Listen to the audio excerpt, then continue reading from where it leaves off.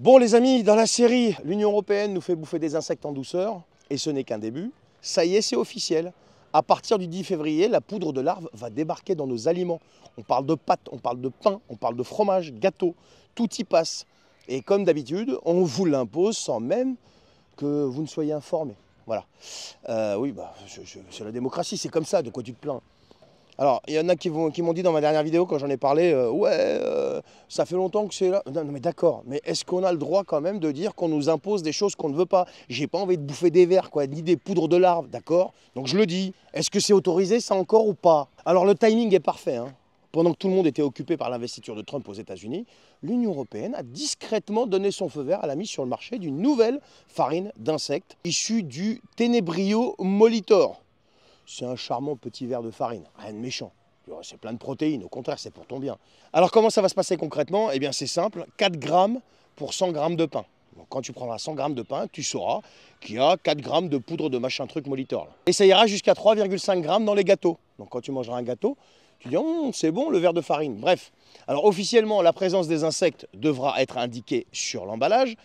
Mais il faut quand même être réaliste, hein. Comme je vous ai déjà dit, vous pensez vraiment que ça sera affiché en gros, bien visible, pour que tout le monde le sache? Non, ce sera encore une espèce d'écriture scientifique, un truc bien sympa, quoi, tu vois, avec des noms obscurs noyés dans une espèce de liste d'ingrédients, écrits en tout petit, pour que personne ne s'en aperçoive. Et puis même, je serais tenté de dire, vu ce qu'on nous a fait avaler jusque-là, et ce qu'on nous a fait subir, qu'on s'en aperçoive ou pas, qu'est-ce que ça changera? Et bien sûr, l'Union européenne nous sert son discours habituel. C'est sûr pour la santé.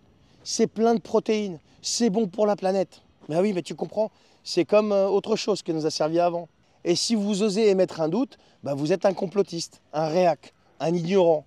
Vous êtes arriéré, vous comprenez? Un peu comme moi, quoi. Mais il faudrait qu'on parle un petit peu de la santé, là.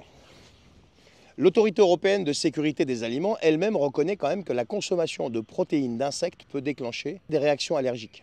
Donc si vous êtes allergique aux crustacés, aux acariens, aux mollusques, vous êtes en première ligne quand même. Encore une fois, ce n'est pas moi qui le dis, c'est l'autorité de sécurité des aliments elle-même.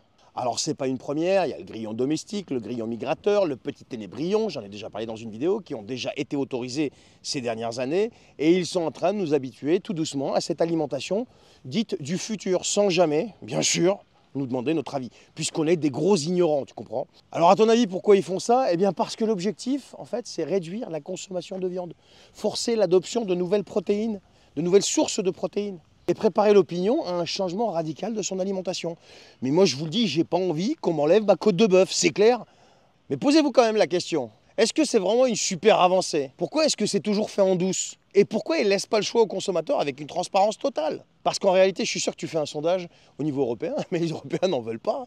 Faites un référendum là-dessus, tiens, parce que Macron veut balancer des référendums. Est-ce qu'il pourrait faire un référendum, poser la question là, sur la consommation d'insectes aux gens? Parce que je suis sûr, si on leur demandait leur avis à tous ces gens, ils diraient simplement non. Et vu que ceux qui décident en ont strictement rien à faire de ce qu'on veut vraiment, ça passe crème. Voilà, donc il y a un nouvel invité dans votre alimentation qui est ni plus ni moins un truc molitor, je sais pas quoi, verre de farine. Bon appétit, salut!